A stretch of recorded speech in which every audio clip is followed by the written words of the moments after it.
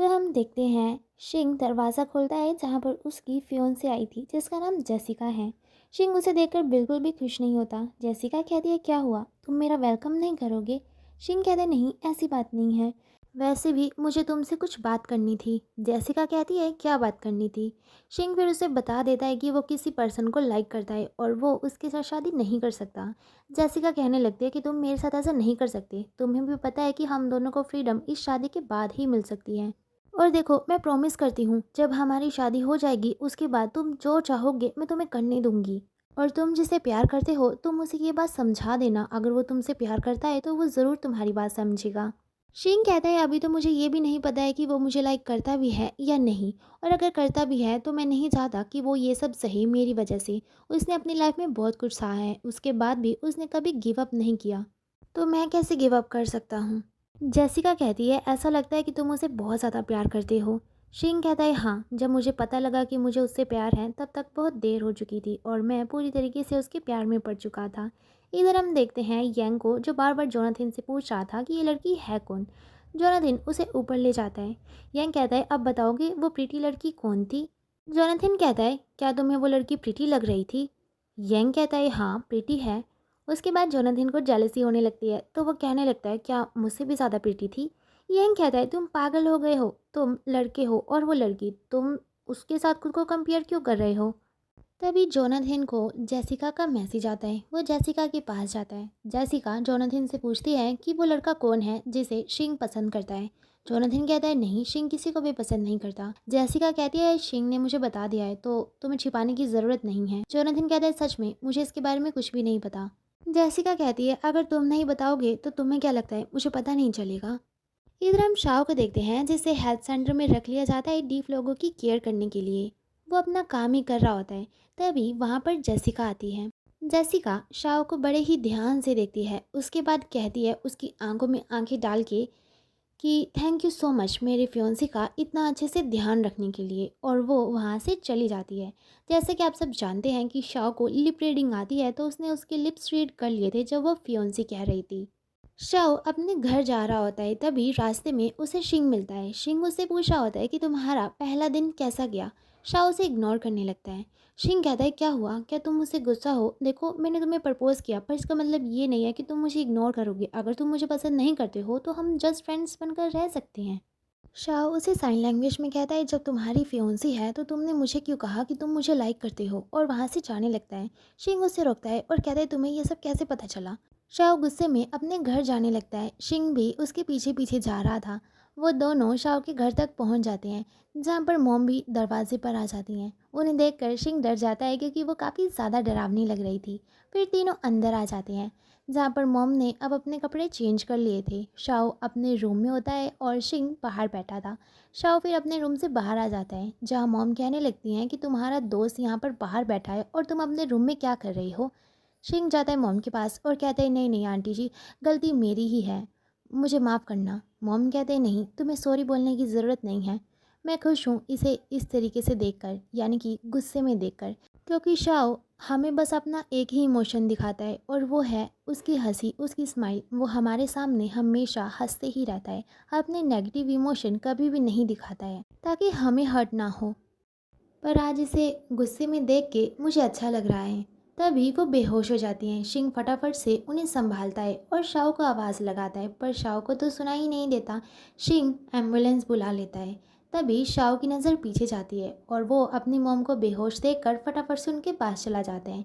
फिर हमें हॉस्पिटल में दिखाया जाता है जहाँ पर शाओ बहुत ज़्यादा परेशान था और शिंग उसे संभालने की कोशिश कर रहा होता है। शाओ उसे गुस्से में वहाँ से जाने के लिए कह देता है। शिंग कहने लगता है अगर मैं वहाँ नहीं होता तो क्या तुम्हें लगता है कि तुम एम्बुलेंस को कॉल कर पाते और तुम्हें पता लग पाता कि तुम्हारी मॉम बेहोश है?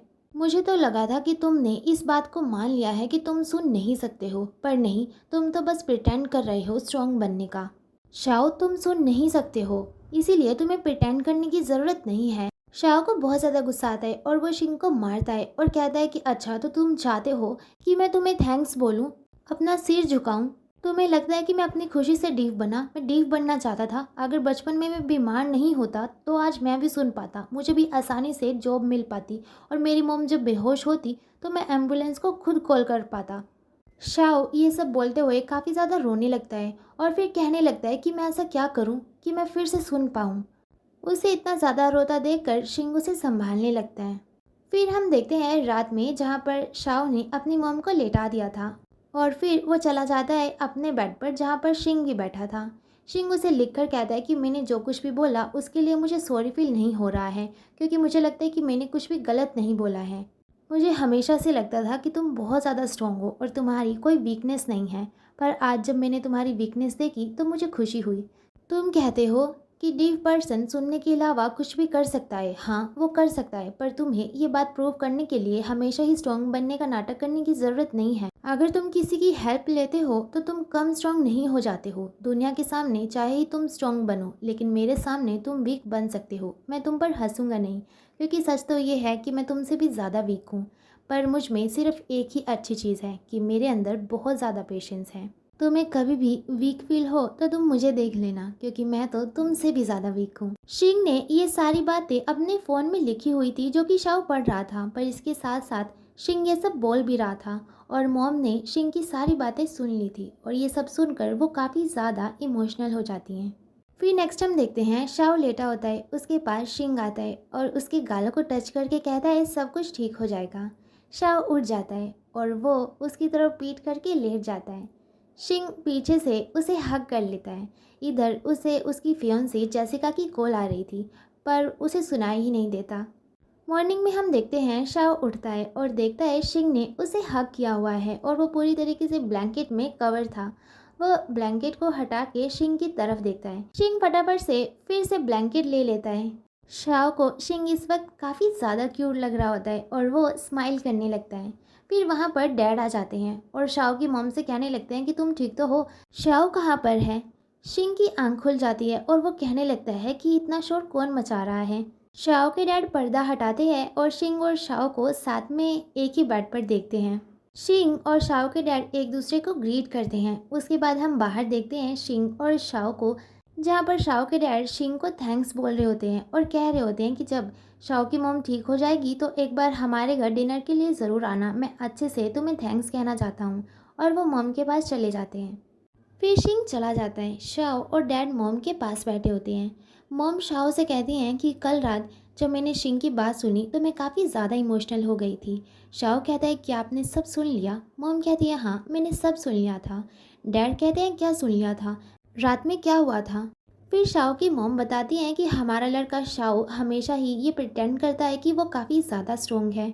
मॉम शाओ को समझाती हैं कि उसे हमेशा ही स्ट्रॉन्ग बनने की ज़रूरत नहीं है। जब उसे खुशी होती है तो वो खुश रह सकता है, जब उसे दुख होता है तो वो दुखी रह सकता है, जब उसे गुस्सा आता है तो वो गुस्सा भी कर सकता है। तीनों काफ़ी ज़्यादा इमोशनल हो जाते हैं। इधर हम शिंग को घर देखते हैं, जहाँ उसकी फियांसी जेसिका उसे कह रही होती है अगर मैं ना भेजती जोनाथन को तो अभी तक तुम घर नहीं आते है ना। शिंग को पता चल जाता है कि जेसिका को पता चल चुका है शाओ के बारे में, तभी तो उसने जोनाथन को उसे लाने के लिए कहा। और शाओ को भी जेसिका के बारे में जेसिका से ही पता चला होगा। शिंग जेसिका को शाओ से दूर रहने के लिए कहता है। रात में शिंग काम कर रहा होता है और उसके हाथ में शाओ का पेन होता है, जिसे देख के वो काफ़ी ज़्यादा स्माइल कर रहा होता है। इधर हम देखते हैं शाओ के घर में, जहाँ पर सोंग और शाओ थे जो मॉम के लिए कुछ सामान लेने के लिए आए थे। सोंग की नज़र जाती है शिंग के कोट के ऊपर और वो पूछने लगती है ये कोट किसका है, मैंने कहीं तो इसे देखा है।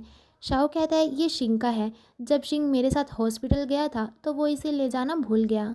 सोंग कहते हैं मुझे दे दो, वैसे भी मैं आज उससे मिलने वाली हूँ, मैं दे दूंगी। शाओ कहते हैं नहीं नहीं, मैं खुद दे दूंगा। सोंग को शाओ और शिंग को इतना क्लोज देख के बिल्कुल भी अच्छा फील नहीं हो रहा होता। नेक्स्ट हम ऑफिस में देखते हैं, जहाँ जेसिका भी बैठी हुई थी। सोंग उसे कहने लगती है मुझे तो लगा था कि तुम अपनी फियोंसी के काम में हेल्प करने के लिए आई हो। जेसिका कहती है मैं उसकी क्या हेल्प कर सकती हूँ, वैसे मैंने देखा तुम काफ़ी ज़्यादा मेहनत करती हो। सोंग फिर जाती है शिंग के पास और पूछती है कि तुम्हारा काम कैसा चल रहा है। शिंग कहता है ये काम अब तुम करोगी, इसकी जिम्मेदारी मैं तुम्हें देता हूँ। सोंग जाती है जोनाथन के पास और कहने लगती है पहले ये कितना मेहनती हो गया था और फिर से अब ये आलसी हो गया है। जोनाथन कहता है प्यार में लोग बदल जाते हैं। सोंग की नज़र जाती है शाओ के पेन के ऊपर और वो कहती है ये तो शाओ का पेन है। शिंग उसके हाथ से फटाफट से पेन ले लेता है और कहता है कि नहीं, ये मेरा पेन है। जेसिका ये सब नोटिस कर रही थी। नेक्स्ट हम देखते हैं घर में जहाँ शिंग नूडल्स खा रहा होता है, तभी वहाँ पर जेसिका आ जाती है जो गुस्से में कहती है कि क्या सच में तुम मुझे धोखा देने वाले हो। शिंग उसे समझाता है कि हम बिना शादी के भी अपनी फ्रीडम पा सकते हैं, हमें शादी का झूठा नाटक करने की ज़रूरत नहीं है क्योंकि हम दोनों एक दूसरे से प्यार नहीं करते। नेक्स्ट हम देखते हैं शिंग अपने कज़न ब्रदर से बात करते करते रोड क्रॉस कर रहा होता है जहाँ वो अपने भाई से कह रहा होता है कि मुझे ये प्रोजेक्ट पूरा करना ही होगा शाओ के लिए। तभी एक कार से शिंग का एक्सीडेंट हो जाता है। इधर शिंग के कज़न ब्रदर को बहुत ज़्यादा गुस्सा आ रहा होता है कि शिंग कब से काम को लेकर इतना सीरियस हो गया। फिर उसे डोंकी कॉल आती है जो उसे बताता है कि उसका काम हो गया है। फिर उसे जेसिका शाओ और शिंग की फ़ोटो सेंड करती है और ये बताती है कि तुम्हारे भाई का अफेयर चल रहा है इस लड़के के साथ। जब शिंग का कार एक्सीडेंट हुआ तभी शाओ के हाथ से पानी का गिलास नीचे गिर जाता है और वो डर जाता है कि कुछ ना कुछ तो गलत होने वाला है। थोड़ी ही देर में उसे जोनाथन हॉस्पिटल में दिखाई देता है। वो जोनाथन के पास जाता है और पूछता है कि वो यहाँ पर क्या कर रहा है। जोनाथन कहता है शिंग का कार एक्सीडेंट हुआ और वो उसे रूम नंबर भी बता देता है। शाओ भागकर जाने लगता है। जोनाथन कहता है रुको, तुम्हारा उसके साथ रिश्ता क्या है जो तुम इतना भाग कर जा रहे हो। शाओ कहता है फ्रेंड्स। जोनाथन कहता है बस फ्रेंड्स। शाओ कहता है उसकी फियोंसी है, हम और क्या हो सकते हैं। जोनाथन कहता है तुम्हें नहीं पता, शिंग की लव लाइफ उसके हाथ में नहीं है। वो अपने लिए कुछ भी डिसाइड नहीं कर सकता, पर वो तुम्हारे लिए मेहनत कर रहा है ताकि वो अपने डैड से कह सके कि वो तुमसे प्यार करता है। वो तुम्हारे लिए इतना कुछ कर रहा है पर फिर भी तुम उसे सिर्फ फ्रेंड मानते हो। शाओ ये सुनते ही भागते हुए शिंग के रूम में जाने लगता है। शिंग को लगता है कि जोनाथन आया है और वो पूछने लगता है शाओ की मोम अब कैसी हैं। तभी वो पीछे मुड़कर देखता है, वहाँ पर जोनाथन नहीं शाओ था। शाओ उसे चेक करने लगता है कि कहीं उसे ज़्यादा चोट तो नहीं लगी। शिंग कहता है नहीं नहीं, मुझे ज़्यादा चोट नहीं लगी है। तभी शाओ उसे किस करने लगता है। मॉम और शिंग को हॉस्पिटल से छुट्टी मिल जाती है। हम देखते हैं शाओ शावर लेके अपने रूम में आता है।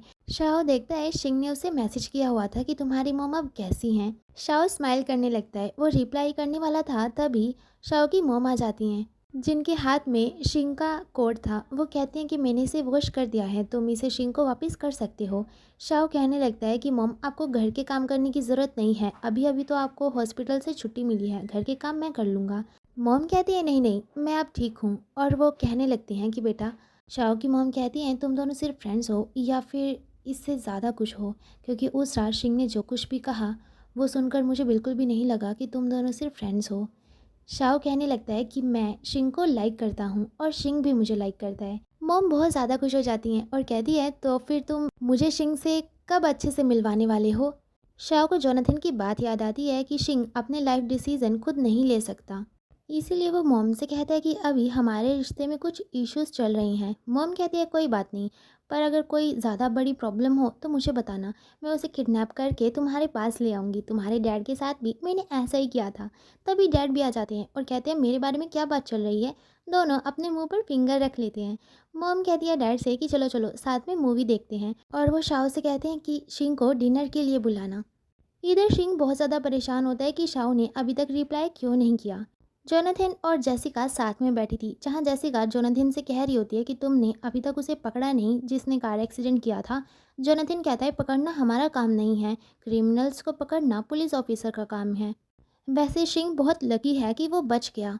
जेसिका कहती है हाँ, वो हमेशा से ही लकी रहा है, बचपन में भी हर किसी को हर्ट होता था पर उसे नहीं। तभी वहाँ पर शिंग आ जाता है जो जोनाथन से कहता है जोनाथन क्या ज़्यादा बुरा होगा कोई मेरा मैसेज रीड करके छोड़ दे या रीड ही ना करे। जोनाथन कहता है अगर रीड ना करे तो वो तुम्हारे मैसेज को रीड नहीं करना चाहता, और अगर उसने रीड करके छोड़ दिया इसका मतलब है कि वो तुमसे बात नहीं करना चाहता। शिंग कहता है तो इससे शाओ का क्या मतलब हो सकता है।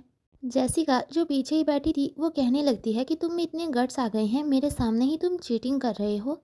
शिंग कहता है मैं तुम्हें दिखाना चाहता हूँ कि प्यार कितनी प्यारी चीज़ है। देखो उसने मेरे मैसेज का रिप्लाई नहीं किया पर फिर भी मैं खुश हूँ। जब तुम्हें प्यार होगा तो तुम्हें ये रिश्ते समझ में आएंगे और तुम शादी को अपनी फ्रीडम के लिए टूल की तरह यूज़ नहीं करोगी।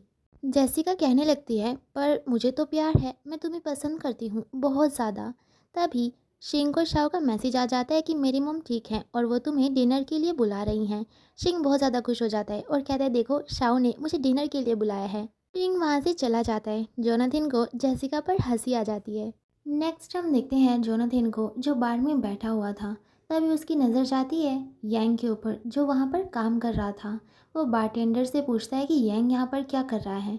बारटेंडर बताता है कि वो अब से यहाँ पर जॉब किया करेगा। यंग जिन्हें ड्रिंक सर्व कर रहा था वो उसके साथ बदतमीज़ी करने लगते हैं और उसे साथ में बैठने के लिए कहते हैं। यंग उन्हें मारने ही वाला था, तभी वहाँ पर जोनाथन आ जाता है और यंग को शांत रहने के लिए कहता है और उन लोगों के साथ खुद बैठ जाता है यंग की जगह।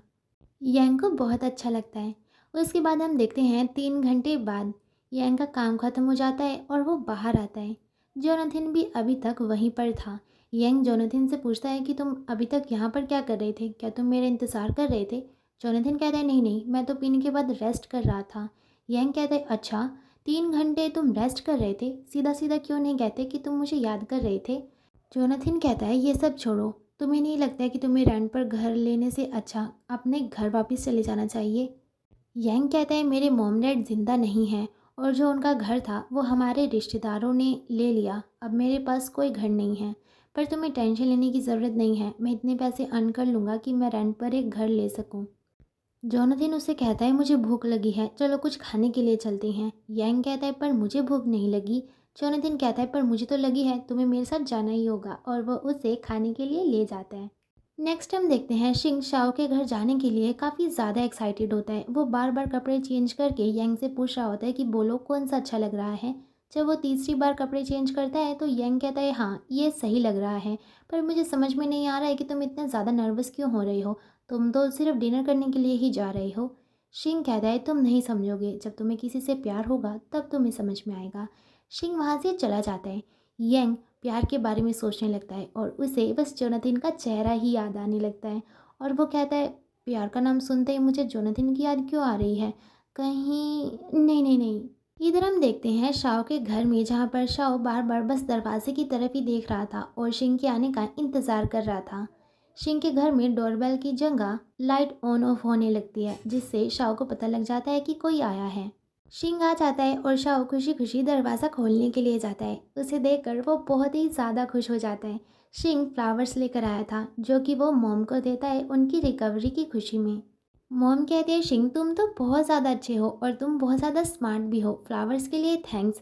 तुम आराम से बैठो, इसे अपना ही घर समझो। मॉम और डैड चले जाते हैं डिनर बनाने के लिए। शिंग शाओ से कहता है मॉम ने ऐसा क्यों कहा। शाओ कहता है क्योंकि मॉम को पता है कि हम दोनों एक दूसरे को लाइक करते हैं। शिंग ये सुनकर बहुत ज़्यादा खुश होता है। शाओ फिर शिंग को वहाँ ले जाता है जहाँ पर वो मार्शल आर्ट करता है। वहाँ पर शाओ की बचपन की काफ़ी सारी फ़ोटो थी, जिन्हें शिंग देख रहा होता है और अपने फ़ोन में उसकी फ़ोटो भी क्लिक कर रहा होता है। वो शाओ की तरफ देखता है तो शाओ उसे किस कर लेता है, फिर शिंग भी शाओ को किस करता है। उसके बाद वो सभी डिनर करने के लिए बैठते हैं। सोंग भी आई थी। सोंग शाओ और शिंग को इतना क्लोज देखकर बिल्कुल भी खुश नहीं थी। तभी उसे किसी की कॉल आ जाती है और वो कहती है मुझे जाना पड़ेगा, और वो वहाँ से चली जाती है। डिनर करने के बाद शाओ शिंग को उसका रूम दिखाता है। शिंग को शाओ का रूम बहुत अच्छा लगता है और वो कहता है वाह तुम्हारा रूम तो सच में बहुत ज़्यादा प्यारा है और बहुत ज़्यादा कोजी भी। क्या मैं तुम्हारे बेड पर लेट सकता हूँ। शाओ कहता है हाँ। शिंग उसके बेड पर लेट जाता है, फिर उसके पिलो को लेता है और उसे स्मेल करने लगता है और कहता है वाह इसमें से तो तुम्हारी खुशबू आ रही है। शिंग फिर शाओ को अपने पास खींचता है। वो दोनों काफ़ी ज़्यादा क्लोज हो जाते हैं और अब शाओ खुद पर कंट्रोल नहीं कर पाता। वो पिलो को साइड करता है और शिंग को किस करना शुरू कर देता है और वो शिंग के शर्ट के बटन भी खोलना शुरू कर देता है। शाओ किस करते करते शिंग की शर्ट निकालने ही वाला था, तभी लाइट ऑन ऑफ होने लगती है, यानी कि बाहर कोई आया था। बाहर डैड थे जो कह रहे थे कि फ्रूट्स खाने के लिए दोनों बाहर आ जाओ। दोनों बहुत ज़्यादा घबरा जाते हैं। शाओ जिसने शिंग के काफ़ी सारे बटन खोल दिए थे अब वही बंद करने में हेल्प करने लगता है। बाहर डैड को ये जानना था कि अंदर ये कर क्या रही हैं जो इन्हें दरवाज़ा खोलने में इतना देर हो रहा है। वो कान लगा के सुनने लगता है कि अंदर चल क्या रहा है। तभी दोनों बाहर आ जाते हैं। डैड देखते हैं शिंग की शर्ट को। वो कुछ पूछते उससे पहले ही शाओ उन्हें बाहर जाने के लिए कह देते हैं। इतने में शिंग अपनी शर्ट के बटन को सही कर लेता है। इधर हम देखते हैं सोंग को जेसिका ने मिलने के लिए बुलाया था। जेसिका उसे कह रही होती है मैंने नोटिस किया किस तरीके से तुम पेन के लिए जेलस हो रही थी। मैं समझ सकती हूँ कि तुम शाओ को लाइक करती हो। चलो मिलकर अपने अपने बंदे को अपने अपने लड़के को अपना करते हैं। सोंग कहती है तुम्हारा प्लान क्या है। नेक्स्ट हम देखते हैं शिंग के प्रोजेक्ट की खुशी में पार्टी हो रही होती है जहाँ पर जेसिका, सोंग, जोनाथन और यांग सभी होते हैं। अभी तक शाओ वहाँ पर नहीं आया था तो जेसिका शिंग से पूछने लगती है क्या हुआ, शाओ नहीं आएगा? शिंग कहता है नहीं, वो बस आने ही वाला है। इधर यांग जोनाथन से कह रहा होता है कि तुमने मुझे यहाँ पर क्यों बुलाया? जोनाथन कहता है ताकि तुम पैसे बचा सको और एक टाइम का खाना यहाँ से खा सको। यांग कहता है ये तो तुमने बहुत अच्छा किया, क्या मैं कुछ खाना पैक कर सकता हूँ? जोनाथन कहता है हाँ हाँ कर सकते हो। और वो बड़े प्यार से यांग की तरफ देखे जा रहा था। यांग कहने लगता है कि तुम मुझे घूर क्यों रहे हो, हाँ? और वो वहाँ से चला जाता है। फिर हम वहाँ पर देखते हैं शिंग के कज़न ब्रदर को। जोनाथन शिंग के पास जाता है और कहता है देखो तुम्हारा भाई। शिंग बहुत ज़्यादा खुश हो जाता है और अपने भाई के पास जाता है। उसका भाई देखता है कि शिंग के शू लेसिस खुले थे, वो उसे बिठाता है और उसके शू लेसिस बांधने लगता है। शिंग कहता है नहीं नहीं भाई, मैं खुद बांध लूँगा। तो उसका भाई उसे घूरने लगता है कि मैं कर रहा हूँ ना। तो शिंग चुपचाप बैठ जाता है। यंग जोनाथन से कहता है ये कौन है, ये तो शिंग को बहुत अच्छे से ट्रीट कर रहा है, कहीं ये शाओ का लव राइवल तो नहीं? जोनाथन कहता है नहीं नहीं, अगर ऐसा हुआ तो बहुत बुरा होगा। तभी जोनाथन देखता है वहाँ पर शाओ आ गया था और वो कहता है नहीं, अब तो और भी ज़्यादा बुरा होगा। शाओ शिंग के पास जाने ही वाला था तभी उसके सामने जेसिका आ जाती है। वो कुछ कहना चाहती थी। शाओ वॉइस इनपुट ऑन कर लेता है। जेसिका उसे कह रही होती है कि तुम्हारी लाइफ और उसकी लाइफ बहुत अलग है, तुम उसकी लाइफ, उसके करियर, उसकी फैमिली किसी में भी उसे स्पॉट नहीं कर सकते। उसे मुझे दे दो, वो मेरे साथ अमेरिका जाएगा और हम दोनों की शादी हो जाएगी। शिंग के मुकाबले में तुम कुछ भी नहीं हो, तुम्हें क्या लगता है कि तुम उसके साथ रह पाओगे? इधर हम देखते हैं शिंग के भाई ने उसके शोलेसेस बांध दिए थे और फिर वो खड़ा होकर शिंग को गले से लगा लेता है और फिर कहता है कि तुमने अपना प्रॉमिस पूरा नहीं किया। शिंग और उसके भाई को इतना क्लोज देखकर शाओ को बहुत ज़्यादा जलन होने लगती है और वो जाता है शिंग के पास और उसका हाथ पकड़ के उसे वहाँ से ले जाने लगता है। लेकिन शिंग के भाई ने भी शिंग का दूसरा हाथ पकड़ा हुआ था। फिर भी शाओ उसका हाथ छुड़वा लेता है और उसे वहाँ से ले जाने लगता है। शिंग कहता है हुआ क्या है शाओ, शांत हो जाओ, मुझे बताओ हुआ क्या है, तुम इतने गुस्से में क्यों हो? शाओ कहता है नहीं, मैं गुस्से में नहीं हूँ, अब चलो। शिंग कहता है नहीं, तुम गुस्से में हो, बताओ क्या हुआ है? शाओ कहता है वो लड़का कौन था जो तुम्हारे शूलेसेस बांध रहा था? शिंग कहता है वो मेरा कज़न ब्रदर था। शाओ कहता है ओह कज़न ब्रदर। शिंग कहता है हाँ। क्यों, क्या हुआ, क्या तुम्हें जलन हो रही थी? शाओ अपना फेस छिपाने लगता है और कहता है नहीं नहीं, मुझे कोई जलन नहीं हो रही थी। शिंग समझ जाता है और कहता है एक बार अपना चेहरा तो दिखाओ, मैं भी तो देखूं कि तुम्हें जलन हो रही थी या नहीं। अच्छा अब मान लो कि तुम्हें जलन हो रही थी ना? शाओ शिंग को चुप करवाने के लिए उसे किस कर लेता है। नेक्स्ट हम देखते हैं उन दोनों को शिंग के रूम में जहाँ पर वो दोनों किस कर रहे होते हैं। किस करते करते वो बेड पर भी आ जाते हैं। आज तो शाओ किसी भी हालत में रुकने वाला नहीं था। शिंग उसे कहता है रुको, हम अभी पार्टी से आए हैं, मुझ में से ड्रिंक की स्मेल आ रही है, मुझे पहले नहाने दो। शाओ कहता है ठीक है, लेकिन वो उसे गोदी में उठा के खुद भी उसके साथ शावर लेने के लिए जाने लगता है। शिंग कहता है नहीं नहीं, मुझे अकेले शावर लेने दो, मैंने ये नहीं कहा कि साथ में शावर लेते हैं। लेकिन शाओ उसकी नहीं सुनता और वो दोनों साथ में शावर लेते हैं और शावर लेते लेते इंटीमेट भी होते हैं। मॉर्निंग में हम देखते हैं जोनाथन और यांग को। यांग शिंग के दरवाजे को खटखटाने वाला था। जोनाथन उसे कहता है नहीं, वो दोनों यांग कहता है पर मैं तो उसे ब्रेकफास्ट के लिए बुला रहा था। जोनाथन कहता है तुम्हें उसकी बहुत ज़्यादा चिंता रहती है, क्या तुम उसमें इंटरेस्टेड हो? यांग कहता है नहीं, उसने मुझे बचाया और अपने घर में रहने दिया तो ऑफ कोर्स मुझे उसकी केयर होगी। जोनाथन कहता है आज तुम्हें काम पर नहीं जाना? यांग कहता है नहीं, पर तुमने क्यों पूछा? जोनाथन कहता है मुझे सपोर्ट की ज़रूरत है, 1 घंटे में तुम्हें 200 रुपये मिलेंगे। यांग कहता है ठीक है, बस मुझे खाना खाने दो। Thank you Jonathan. खाते हुए यांग के फेस पर थोड़ा सा खाना लग जाता है तो जोनाथन बड़े प्यार से टिश्यू के साथ उसके लिप्स को क्लीन करता है। यांग की तो हार्ट बीट ही रुक जाती है। नेक्स्ट हम देखते हैं जोनाथन के पास यांग काम कर रहा होता है। यांग जहाँ काम कर रहा होता है वहाँ पर उसके साथ एक लड़का भी खड़ा होता है जो कह रहा होता है कि सच में जोनाथन कितना ज़्यादा हैंडसम है और उसकी पर्सनैलिटी भी कितनी ज़्यादा अच्छी है। यांग जो जोनाथन को एक लड़की के साथ हंस हंस कर बातें करता हुआ देख रहा था, वो कहने लगता है इसकी पर्सनैलिटी, तुम्हें किसने कहा कि इसकी पर्सनैलिटी अच्छी है? ये सच में बिल्कुल भी अच्छा नहीं है, प्ले बॉय है, बस ये गुड लुकिंग है, इसके अलावा इसमें कोई भी अच्छी बात नहीं है। तभी जोनाथन यांग को अपने पास बुलाता है और कहता है मेरे लिए ब्लैक टी लेकर आओ। 3 लेमन स्लाइस के साथ, और कोई शुगर नहीं होना चाहिए उसमें। यंग कहता है ठीक है, पर जाते वक्त वो बड़े ही आराम से बोल रहा था 3 स्लाइस लेमन, कोई ये प्रेग्नेंट है? तभी जोनाथन कहता है अगर मैं हूँ भी तो वो बच्चा तुम्हारा ही होगा।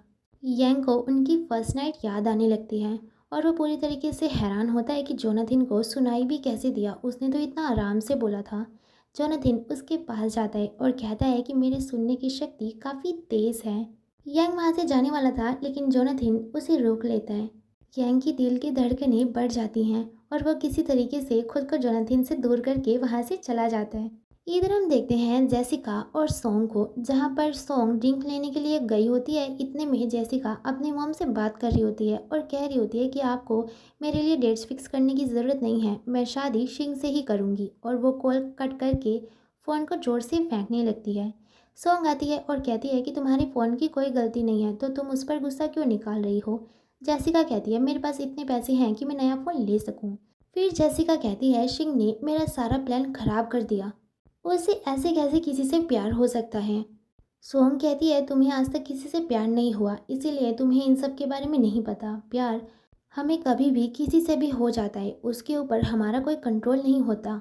अगर तुम्हें किसी से प्यार होगा तो तुम्हें समझ में आएगा कि शादी कोई कॉन्ट्रैक्ट नहीं है, ये ज़िंदगी भर चलने वाला रिश्ता है। उसके बाद हम देखते हैं शिंग और उसके भाई को, जहाँ पर उसका भाई कह रहा होता है अच्छा तो वो लड़का रीज़न है जिसकी वजह से तुमने अपना प्रॉमिस तोड़ा। शिंग कहता है हाँ मैं उससे बहुत ज़्यादा प्यार करता हूँ, मैं डैड को कहने वाला हूँ कि मैं ये शादी नहीं कर सकता और मैं जेसिका के साथ अपनी एंगेजमेंट तोड़ दूँगा और मैं वापस नहीं जाऊँगा, ताइवान ही रहूँगा शाओ के पास। ये सब सुनकर उसके कज़न ब्रदर को बहुत ज़्यादा गुस्सा आता है और वो उसका गला पकड़कर कहता है मुझे तुम्हें समुंदर से उस टाइम पर बचाना ही नहीं चाहिए था, दफ़ा हो जाओ यहाँ से।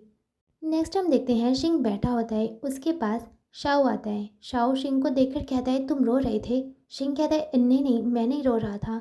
शाओ कहता है तुम्हें मुझसे झूठ बोलने की ज़रूरत नहीं है। शिंग उसे सारी बात बता देता है कि किस तरीके से उसके ब्रदर ने उसे ट्रीट किया। ये सब सुनकर शाओ कहता है कि तुम अपने बड़े भाई से काफ़ी प्यार करते हो। शिंग कहता है हाँ वो कैपेबल हैं, वो मेरे डैड के बिजनेस को अच्छे से संभाल सकता है। शाओ मुझे तुम्हारी फैमिली पसंद है, तुम्हारी फैमिली तुम्हारी केयर करती है, तुम भी अपनी फैमिली की केयर करते हो, तुम उनके साथ मजाक कर सकते हो। शाओ कहता है मेरी फैमिली तुम्हारी भी फैमिली है और वो उसे किस करता है। शिंग को थोड़ा अच्छा फील होता है।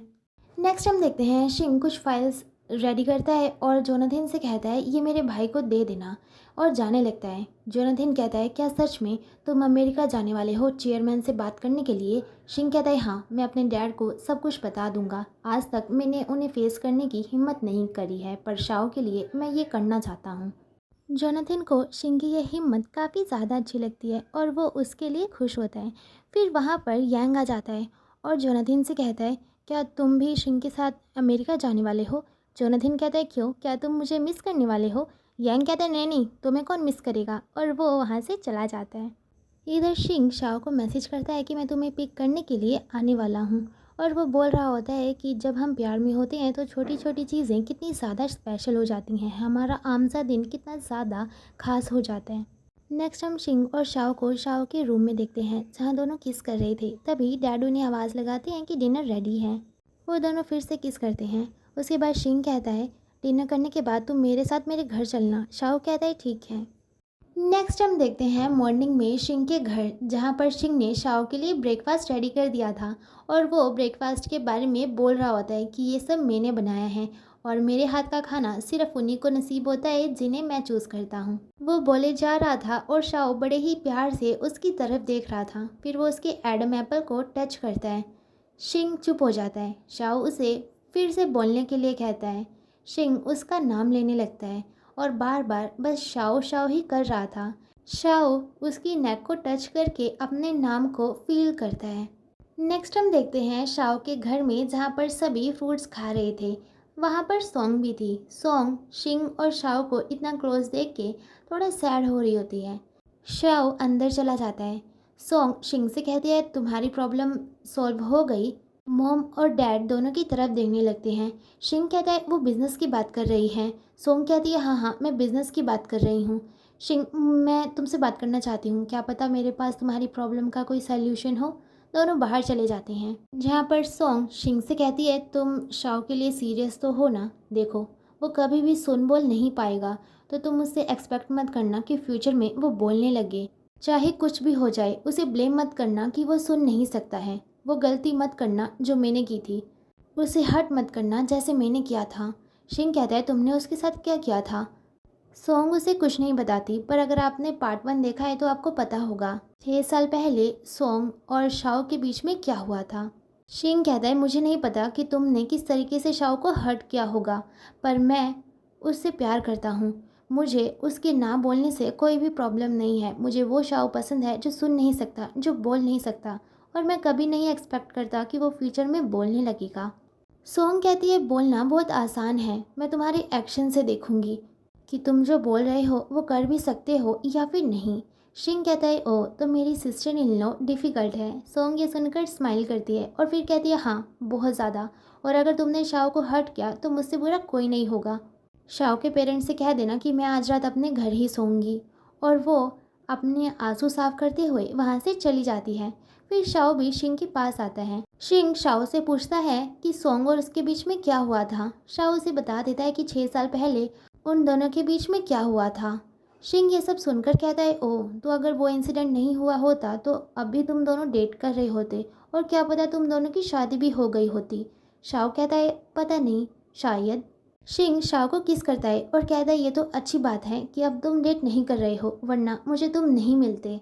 शाओ कहता है देखो अगर फ्यूचर में तुम्हें लगे कि मैं तुम पर बोझ बन रहा हूँ, तुम मुझसे ब्रेकअप करना चाहते हो, तो तुम कर सकते हो। तुम्हें मुझे कोई रीज़न देने की भी ज़रूरत नहीं है। शिंग कहता है ऐसा बिल्कुल भी नहीं है, कई बार तो मुझे लगता है कि मैं ही तुम पर बोझ बन जाऊंगा। मुझे ये शाओ पसंद है जो अब तुम हो। मैं फ्यूचर में तुमसे ये एक्सपेक्ट नहीं करता कि तुम बोलने लगोगे या मेरी आवाज़ सुनने लगोगे। मुझे तुमसे प्यार है जो इस वक्त तुम हो। शाओ कहता है मुझे भी उसी शिंग से प्यार है जो इस वक्त तुम हो। दोनों फिर वहाँ से जाने लगते हैं। इधर डैड मॉम से कह रहे थे कि अब ये शिंग बार बार हमारे घर डिनर के लिए आता रहता है। मॉम कहती है तो क्या हुआ अगर तुम्हारे लड़के का बॉयफ्रेंड हमारे घर डिनर करने के लिए आता है, इससे हम कंगाल तो नहीं हो जाएंगे। डैड कहते हैं हाँ ये भी सही बात है। क्या बॉयफ्रेंड, हमारे लड़के का बॉयफ्रेंड है? मॉम कहती है हाँ तुम्हें कोई प्रॉब्लम है? नेक्स्ट हम देखते हैं शिंग और शाओ को। वो दरवाज़ा खोलते हैं तो सामने डैड थे। डैड दोनों को हाथ पकड़ा हुआ देख लेते हैं और फिर शिंग को उनके साथ मार्शल आर्ट करने के लिए कहते हैं, पर वो बस नमस्ते ही करते हैं। इतने में ही उनकी कमर दर्द करने लगती है। मोम उन पर चिल्लाने लगती है कि तुम अपनी उम्र तो देखो, बड़े आए मार्शल आर्ट करने वाले। इधर शिंग डैड से कह रहा होता है डैड मैं अच्छे से शाओ का ध्यान रखूंगा और आप लोगों का भी। मॉम डैड से कहते हैं देखा अब तो थोड़ा रिलैक्स हो जाओ। डैड शाओ की खुशी के लिए शिंग को अपना लेते हैं। नेक्स्ट हम देखते हैं मॉर्निंग में शाओ जाने वाला होता है, तभी मॉम उसे रोकती हैं और कहती है सैटरडे को तुम्हारा बर्थडे है, शिंग को इनवाइट करना मत भूलना। शाओ कहता है और मुझसे एक दिन पहले यानी कि फ्राइडे को शिंग का बर्थडे है, वो मुझसे एक दिन बड़ा है। मॉम कहती है तो उसका बर्थडे हम साथ में ही सेलिब्रेट करेंगे, अभी उसे मत बताना, हम उसे सरप्राइज़ देंगे। इधर हम देखते हैं जोनाथिन और शिंग को, जहाँ पर शिंग जोनाथिन से पूछ रहा होता है कि शादी के बाद मुझे गिफ्ट्स देने होंगे या फिर नहीं। जोनाथिन कहता है ये सब पूछने के लिए तुम मेरे पास आए, तुम्हें लगता है कि तुम दोनों की शादी होगी? क्या तुम्हारा रिश्ता इतना आगे बढ़ गया है? शिंग कहता है हाँ बिल्कुल हमारी शादी होगी, और हमारा रिश्ता इतना आगे जा चुका है कि हमारी शादी ज़रूर होगी। वो दोनों काफ़ी हंस हंस कर बातें कर रहे थे। दूर से यांग उन्हें देख रहा था और वो मन में सोचने लगता है कि कहीं जोनाथिन शिंग को लाइक तो नहीं करता। तभी वहाँ पर एक वर्कर आ जाता है। दोनों बातें करने लगते हैं। बातों ही बातों में वो वर्कर कहता है हमें सैलरी काफ़ी अच्छी मिलती है, 1 घंटे के 250 रुपये। यांग कहता है क्या 250 रुपये? यांग को अब समझ में आ जाता है कि जोनाथिन ने उसे धोखा दिया, वो उसे 200 रुपये दे रहा था 1 घंटे के। यांग अंदर जाता है और चिल्लाता है जोनाथिन। शिंग जोनाथिन से कहता है इसे तुम संभालो, मैं चलता हूँ, और शिंग वहाँ से चला जाता है। यांग जोनाथिन से कहता है कि तुमने मुझे धोखा दिया है, तुमने मुझे कम पैसे दिए। 250 रुपये हैं 1 घंटे के और तुम मुझे 200 दे रहे थे, अभी के अभी मेरे पैसे मुझे वापस करो। जोनाथिन कहता है क्या मैं अपनी बॉडी से पे कर सकता हूँ? यांग कहता है क्या? जोनाथिन उसे सोफे पर लेटा देता है और उसके काफ़ी क्लोज जाने लगता है। यंग जोनाथिन को हटाता है और वहाँ से चला जाता है।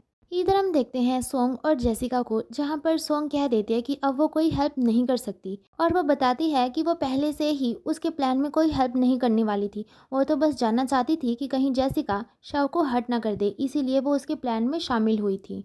जेसिका कहती है ये सब करके तुम्हें क्या लगता है शाओ तुमसे प्यार करने लगेगा, तुम्हें शाओ मिल जाएगा। सोंग कहते हैं मुझे पता है ऐसा कुछ भी नहीं होगा।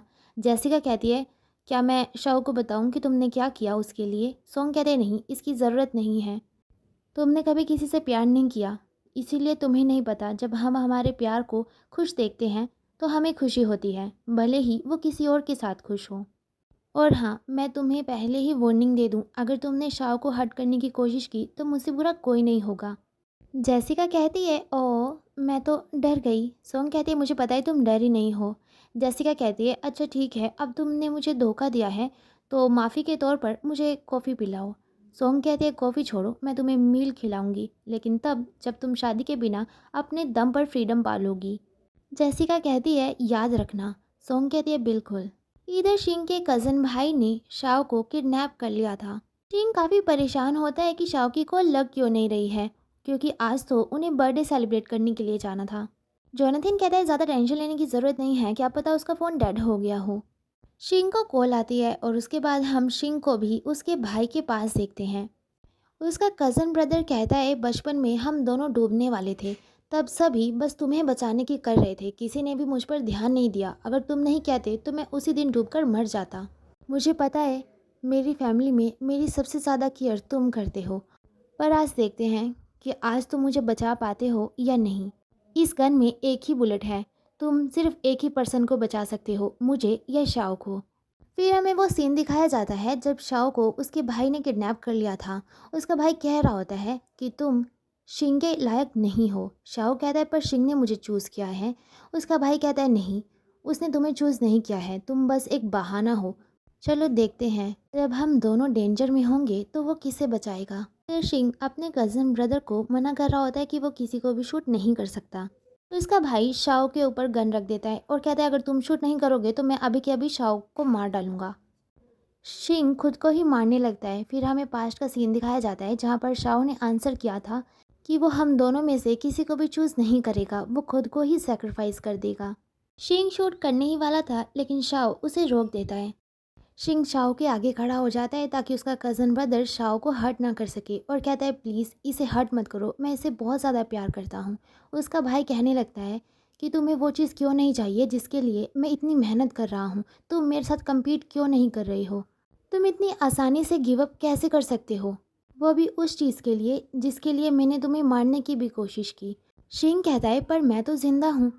शिंग का कज़न ब्रदर कहता है मैंने ही तुम पर हमला करवाया था। शिंग कहता है हाँ मुझे पता है। शिंग का भाई कहता है तो फिर। शिंग कहता है चाहे तुम कुछ भी करो पर फिर भी तुम मेरे लिए मेरे भाई ही रहोगे। जब तुम समुंदर में थे तब अगर मुझसे हो सकता तो मैं तुम्हें सबसे पहले बचाता। शिंग का भाई भी फिर इमोशनल हो जाता है, उसे अपने और शिंग के सारे अच्छे मोमेंट्स याद आने लगते हैं। उसके बाद वो शिंग के पास जाता है, वो उसे पैट करना चाहता था पर शाओ उसे करने नहीं देता। शिंग का भाई वहाँ से चला जाता है। उसके बाद हम देखते हैं शिंग शाओ को चेक कर रहा होता है कि कहीं से भी वो हर्ट तो नहीं हुआ। फिर दोनों एक दूसरे को हग करते हैं। इधर हम देखते हैं शिंग के भाई को उसके पास डोंग का भेजा हुआ आदमी आता है और कहता है तुमने शिंग को बताया क्यों नहीं कि गन में कोई बुलेट नहीं थी। उसका भाई कहता है बताने की ज़रूरत ही नहीं पड़ी, मुझे पहले ही आंसर मिल गया। इधर हम देखते हैं यांग और जोनाथन को, उन्हें मैसेज आ जाता है कि शिंग और शाओ अब घर जाने वाले हैं और वो सेफ़ हैं। जोनाथन कहता है चलो वो सेफ़ हैं और अब वो घर जा रहे हैं। यांग ने जोनाथन के शोल्डर के ऊपर अपना हाथ रखा हुआ था और जोनाथन उसकी तरफ देखे जा रहा था। यांग अपना हाथ हटा लेता है। जोनाथन कहता है वैसे आज तुमने मुझे ड्रिंक के लिए क्यों बुलाया, तुम मुझे थैंक्स ही बोलना चाहते थे या कुछ और बात भी है। यांग कहता है क्या तुम अमेरिका जाने वाले हो। जोनाथन कहता है हाँ। उसके बाद दोनों पीते हैं। यांग काफ़ी ज़्यादा टल्ली हो जाता है। जोनाथन उसे उसी प्लेस पर लेकर जाता है जहाँ पर उन्होंने अपनी फर्स्ट नाइट स्पेंड की थी। जोनाथन ने यांग को पकड़ा हुआ था पर यांग इतना ज़्यादा टल्ली था, उसे लग रहा होता है कि उसने जोनाथन को पकड़ा हुआ है और वो उसे बेड पर बिठा देता है और कहता है मैं थक गया तुम्हें पकड़ पकड़ कर, तुम इस वक्त बहुत ज़्यादा टल्ली हो गए हो और इस वक्त मैं तुम्हें बताना चाहता हूँ जोनाथन, मैं तुम्हें पसंद करता हूँ, पर तुम टल्ली हो इसीलिए तुम सुबह तक ये बात भूल जाओगे। जोनाथन उठता है और कहता है क्या तुम नहीं जानना चाहते कि मैं तुम्हें पसंद करता हूँ या नहीं। यंग उसे किस करता है और फिर बेड पर लेटाकर कहता है इस बार मैं जेंटली करूँगा। जोनाथन फिर यंग के ऊपर आ जाता है और कहता है तुम्हें क्या लगा, तुम टॉप थे, मैंने बोला और तुमने मान लिया, तुम सच में बहुत जल्दी ही पागल बन जाते हो। फिर वो दोनों रात में इंटीमेट होते हैं। मॉर्निंग में हम देखते हैं जोनाथन यंग से पूछ रहा होता है कि रात मैंने ज़्यादा रफली तो नहीं किया, तुम्हें दर्द तो नहीं हो रहा। वैसे रात हमारा फर्स्ट टाइम था इसीलिए मैंने जेंटली किया था। यंग कहता है नहीं, दर्द ज़्यादा नहीं था। क्या, फर्स्ट टाइम? तो जब हम पहली बार मिले थे उस रात? जोनाथन कहता है उस रात कुछ नहीं हुआ था, तुमने बहुत ज़्यादा पी ली थी और मेरे ऊपर उल्टी कर दी थी, तो मैंने बस तुम्हें शावर दिया था, इसीलिए हम दोनों बिना कपड़ों के थे, पर हमारे बीच में कुछ भी नहीं हुआ था। यंग उस पर गुस्सा करता है। फिर पूछता है क्या सच में तुम मुझे पसंद करते हो? जोनाथन कहता है हाँ, तुम्हें यकीन नहीं हो रहा। वो उसे किस करता है और उसके साथ फिजिकल होता है उसे यकीन दिलाने के लिए। देख ही सकते हैं मेरे बैकग्राउंड में कितना ज़्यादा नॉइज़ है। इसी वजह से इस वीडियो के लिए मुझे इतने सारे दिन लग गए, वरना स्क्रिप्टिंग तो मेरी कब की रेडी थी। इधर हम देखते हैं शिंग और शाओ को जो कि डैड के साथ मार्शल आर्ट एकेडमी में थे। तभी वहाँ पर कोई आ जाता है। शिंग और शाओ अंदर चले जाते हैं। वहाँ पर शिंग के डैड आए थे। शाओ के डैड कहते हैं तुम इतने सालों बाद? ये दोनों एक दूसरे को मिलिट्री टाइम से जानते हैं। शिंग के डैड कहते हैं हाँ, मैं शिंग का डैड हूँ और मैं चाहता हूँ कि तुम अपने लड़के से कहो कि वो मेरे लड़के के साथ ब्रेकअप कर ले। फिर वो दोनों बैठ जाते हैं। शिंग और शाओ दूर से ही उन्हें देख रहे थे। शिंग के डैड कहते हैं तुम अपने लड़के से कहो कि वो मेरे लड़के के साथ ब्रेकअप कर ले। शाओ के डैड कहते हैं नहीं, मैं ऐसा नहीं कर सकता। शिंग के डैड कहते हैं तुम पागल हो गए हो, वो दोनों लड़के हैं, लोग क्या सोचेंगे, ये अमेरिका नहीं है, लोग बातें बनाएंगे। मैं नहीं चाहता मेरे लड़के को ये सब फेस करना पड़े, मैं चाहता हूँ वो आसान ज़िंदगी जिए। दूर से शिंग अपने डैड की बात सुन रहा था और वो काफ़ी ज़्यादा इमोशनल हो जाता है कि उसके डैड उसकी इतनी केयर करते हैं। इधर शाओ के डैड शिंग के डैड से कहते हैं कि हम अपने बच्चों को पैदा करते हैं पर हम उनकी ज़िंदगी को कंट्रोल नहीं कर सकते। शिंग के डैड कहते हैं तुम्हें मेरे फैसले के बारे में पता है, एक बार मैंने ना कह दिया तो वो ना ही रहता है। शिंग के डैड गुस्से में वहाँ से चले जाते हैं। इधर शिंग काफ़ी ज़्यादा इमोशनल हो गया था। शाओ के डैड शिंग से कहते हैं कि तुम्हारे डैड काफ़ी ज़्यादा ज़िद्दी हैं, पर वो धीरे धीरे तुम्हें समझेंगे। शिंग कहता है मुझे पता ही नहीं था कि मेरे डैड मुझसे इतना प्यार करते हैं, मेरी इतनी केयर करते हैं। इधर हम देखते हैं जोनाथन यंग से कहता है क्या तुम मेरे सेक्रेटरी बनकर मेरे साथ अमेरिका जाना चाहोगे? यंग कहता है हाँ बिल्कुल, पर मुझे इंग्लिश बोलनी नहीं आती। जोनाथन कहता है कोई बात नहीं, तुम धीरे धीरे सीख लेना, और वो उसे किस करता है। इधर हम देखते हैं जेसिका को जो कि सोंग के पास जाती है उसे उसका प्रॉमिस याद दिलाने के लिए। सोंग कहती है बिल्कुल, आज रात को हम डिनर करने चलेंगे। नेक्स्ट हम देखते हैं शाओ और शिंग को, जहाँ पर वो दोनों रोड के अलग अलग साइड पर थे और साइन लैंग्वेज में बातें कर रहे थे। शिंग पूछता है कि तुमने आज मुझे बाहर चलने के लिए क्यों बोला और तुम इतने अच्छे से रेडी भी हुए हो। शाओ कहता है हमारे बर्थडे को हम सेलिब्रेट नहीं कर पाए थे तो आज हम हमारा बर्थडे सेलिब्रेट करेंगे। फिर शिंग साइन लैंग्वेज में कहता है आज मुझे पता चला साइन लैंग्वेज हमारे लिए कितनी अच्छी है, हम इतनी दूर से भी बात कर सकते हैं और मुझे कोई अफसोस नहीं है कि तुम बोल नहीं सकते हो, क्योंकि तुम्हारे बिना बोले तुम्हारी एक्शन से मुझे पता चल जाता है कि तुम मुझसे कितना प्यार करते हो। शाह कहता है मुझे भी देखकर पता चल जाता है कि तुम मुझसे कितना प्यार करते हो, मुझे सुनने की ज़रूरत ही नहीं। फिर वो दोनों एक दूसरे को किस करते हैं। नेक्स्ट हम देखते हैं शाओ की आंख खुलती है। बेड पर उसके साथ शिंग नहीं था। वो देखता है शिंग को जो कि कबर्ड में सो रहा था। वो उसके पास जाता है। शिंग भी उठ जाता है। शाओ उसे अपनी गोदी में बिठा लेता है। शिंग कहता है मुझे माफ़ करना, मैं फिर से कबर्ड में आके सो गया। शाओ कहता है कोई बात नहीं, हम दोनों के पास बहुत टाइम है। शिंग शाओ को किस करता है, उसके बाद उठने लगता है। शाओ उसे कहता है रुको। शिंग कहता है क्या हुआ, तुम थके नहीं? शाओ कहता है नहीं, और वो बड़े ही प्यार से शिंग को बेड पर लेकर जाता है और वहाँ पर वो दोनों इंटीमेट होते हैं। प्लीज़ मुझे बताना नेक्स्ट मैं कौन सी सीरीज़ शेयर करूँ।